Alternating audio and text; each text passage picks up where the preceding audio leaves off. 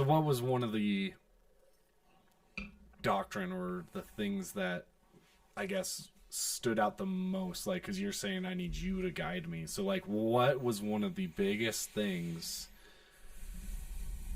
that stood out to you that just made you have like just a shift? Honestly, so changing from Calvinism to, for a while I would say I was Barthian. So Karl Barth was a theologian that had like this kind of middle way that he came up with that I thought was pretty brilliant. That was a big shift for me. Because to be Calvinist is to say that God, before time, decided who would be saved and that he only died for those people. So he didn't die for everyone else. And that is to say that everything in your life is predestined. And I'll be honest, that was a psychologically unhealthy view for me. I won't say it is for everybody, but for me that was really unhealthy because I felt like I had no agency in my life, looking back on it now. And I thought that whatever God predestined me to do, I was going to have to do, whether I liked it or not. And like definitely God calls you to things that will struggle and make you, suffer.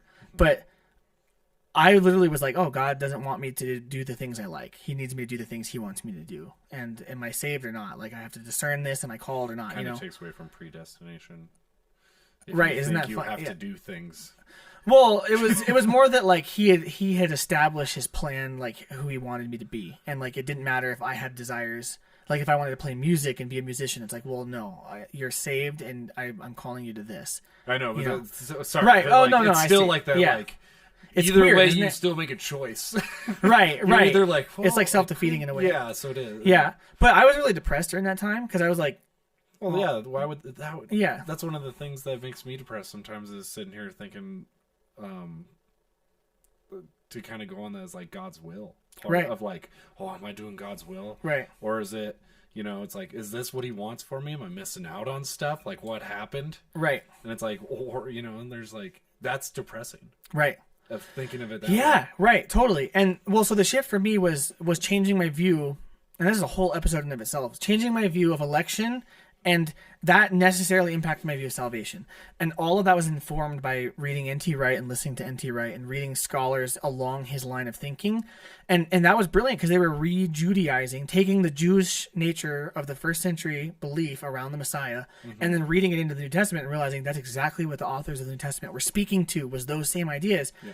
Those had implications on all of that stuff. And it was really freeing because then it was like, God did predestine things to happen through Jesus Christ, and he created a people whom he is destined for salvation. We get to choose if we're a part of that people or not. And all of a sudden there was a lot of agency. And in N.T. Wright's view, there's a lot of agency in the church and in evangelism too. So then the pressure was on because it's like, you literally have not the power to save somebody, but you have the power to tell them about the person that saves them. And like St. Paul says, like, how can they believe if they have not heard? Blessed are the feet of those who bring the good news. That was empowering, and the place I was in was not empowering in terms of some of that stuff, in terms of church. And so I really started to get into the Jewish stuff, and that was a big shift doctrinally. Okay. Is there like a specific thing when you started looking into that? Like in a like certain doctrine of like belief, because you kind of mentioned that like, this is what they saw the Messiah as. Yeah, so like something that literally like really justification. Okay.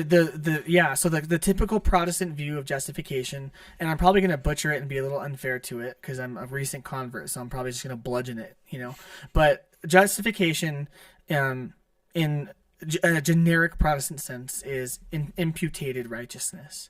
And so what they mean by that is that when you believe in Jesus, like when you come to faith, when you come to a mental assent of the doctrines of Christianity in your heart, God justifies you as righteous, not because of your own merit or your own, and merit's not even the right word because the way that they say merit is different from a Catholic meaning of that word, but not of your own doing or your own work or your own worthiness, but it's over Jesus's worthiness being kind of covering you. Mm-hmm. And it's like Luther says, like, you are snow-covered dung. Like, you're literally a piece of poo, but you have snow over you.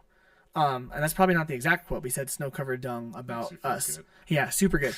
But the idea there is that, and I want to be careful here because it's not entirely incorrect, but the idea of imputation is that Jesus' death and really penal substitutionary atonement on top of that. Like God was angry and had to punish us, but he punished Jesus instead. So like God punishes Jesus, and then because Jesus accepted that punishment and was really righteous, then we, even though we suck, get to be viewed as righteous. Okay. And so it was like at the moment of belief, God views you as if you're Jesus, even though you're not. Kind of, you know, and that's not being totally fair to that view. Whereas the new perspective was God's covenantal righteousness is shown in Jesus himself, and in so doing creates a people by whom, in our participation in that people, God cleanses us and saves us. So it's not even like they're not even opposites. They're just like different. Mm-hmm. Like one is like you come to faith and God covers you with a righteousness that's not your own. Another one, and in penal substitution, it's kind of like God was angry and then Jesus made him not angry. Whereas this is like there's a singular movement of God's love from the Father through the Son into the incarnation when he became human to the cross. Mm-hmm. All of that is a singular movement of God's faithfulness to the covenant he made to Israel. This would be N.T. Wright's view. Okay. And so the covenant of Israel didn't fail because God was faithful to it. And he was so faithful to it that he became a human and fulfilled that end of it too. And then God's covenantal righteousness, our allegiance to and our belonging to that new covenant, is the means by which we're sanctified and saved.